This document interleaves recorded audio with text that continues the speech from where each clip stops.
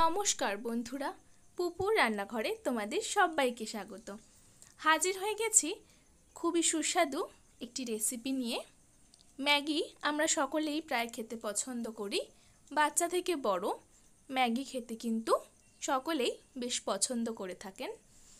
তাদের জন্য আমি আজকে একটি খুবই সুন্দরভাবে ম্যাগির রেসিপি নিয়ে এসেছি। একদম ইউনিক, একদম চটজলদি হয়েও যায়। বাচ্চা থেকে বড় কিন্তু সকলেই খুব পছন্দ করবে যদি এইভাবে ম্যাগি বানিয়ে দেওয়া যায়। খুব বেশি কিছু লাগে না।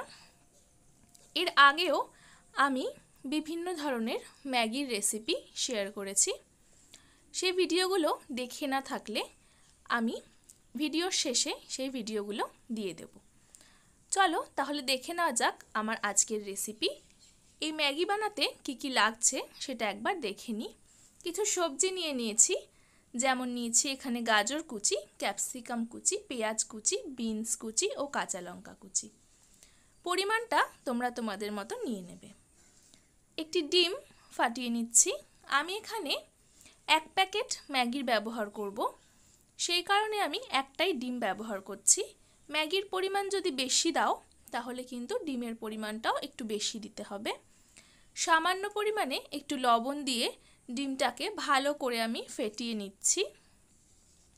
হলুদ দেওয়ার দরকার নেই, তাও যদি মনে হয় তাহলে সামান্য পরিমাণে একটু হলুদ দেওয়া যেতে পারে। ডিমটা ভালো করে ফেটিয়ে নিয়েছি। এরপর কড়াইতে 3 টেবিল চামচ সাদা তেল গরম করে তাতে ফেটিয়ে রাখা ডিমটি দিয়ে ভালো করে ভেজে নিতে হবে। ডিম ভাজার সময় গ্যাসের ফ্লেমটি অবশ্যই হাইতে রেখে এইভাবে টুকরো টুকরো করে ভেজে নিতে হবে। লোতে রেখে ডিম ভাজলে কিন্তু ডিমের টুকরোগুলো একদম নরম হয়ে যাবে। এইভাবে যদি হাইতে রেখে ভাজা হয় তাহলে কিন্তু ডিমের টুকরোগুলো খুব সুন্দর ফ্লাফি হবে। মিনিট 2 সময় ধরে ভালো করে ডিমটা ভেজে নিয়েছি। এরপর একটি প্লেটে তুলে নেব। কড়াইতে দিয়ে দিচ্ছি আরও 2 টেবিল চামচ তেল। তাতে আমি কেটে রাখা সবজিগুলো একে একে দিয়ে দিচ্ছি।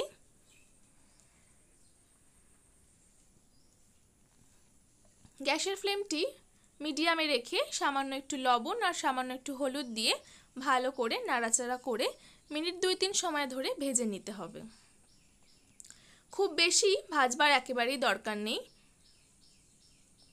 সামান্য একটু লালচে হয়ে এলেই এর ওপর দিয়ে দেব 1 টেবিল চামচ টমেটো কেচাপ আর 1 টেবিল চামচ দিয়ে দেব সয়া সস। আমি এখানে ডার্ক সয়া সসের ব্যবহার করেছি। তোমাদের কাছে ডার্ক সয়া সস না থাকলে লাইট সয়া সসের ব্যবহারও কিন্তু করতে পারো। সস দুটি দিয়ে ভালো করে একটু নাড়াচাড়া করে মিশিয়ে নিয়ে দিয়ে দিচ্ছি বড় সাইজের 1 কাপ পরিমাণে জল। আমি একটু ঝোলঝোল রাখবো বা একটু সুপি নুডলস তৈরি করব, তাই জন্য একটু বেশি জল দিলাম। তোমরা যদি ড্রাই নুডলস তৈরি করতে চাও বা শুকনো রাখতে চাও তাহলে জলের পরিমাণটা কম দেবে।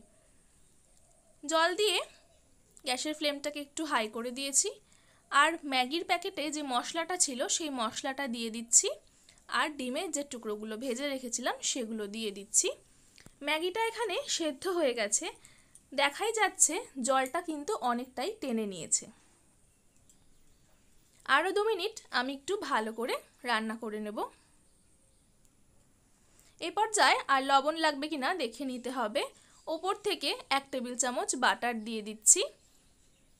বাটারটা মেল্ট হয়ে গেছে। 2 মিনিট স্ট্যান্ডিং টাইমে রেখে পরিবেশন করে নেব। তৈরি হয়ে গেছে আমাদের আজকের রেসিপি। এইভাবে যদি ম্যাগি বানানো যায় খেতে কিন্তু ভীষণই ভালো লাগে। একবার অবশ্যই এইভাবে বাড়িতে ট্রাই করবে।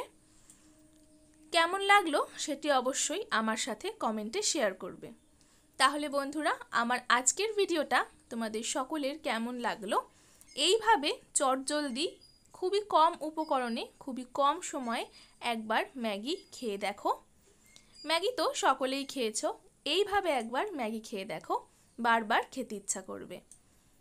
আমার চ্যানেলটা সাবস্ক্রাইব করে পাশে থাকার অনুরোধ রইল। পাশে থাকা বেল আইকনটি অবশ্যই প্রেস করে দেবে। ফিরে আসবো আবারও নতুন কোনো রেসিপি নিয়ে। ততক্ষণ পর্যন্ত সকলেই ভালো থাকবে। আজ বিদায় নিচ্ছি, ধন্যবাদ।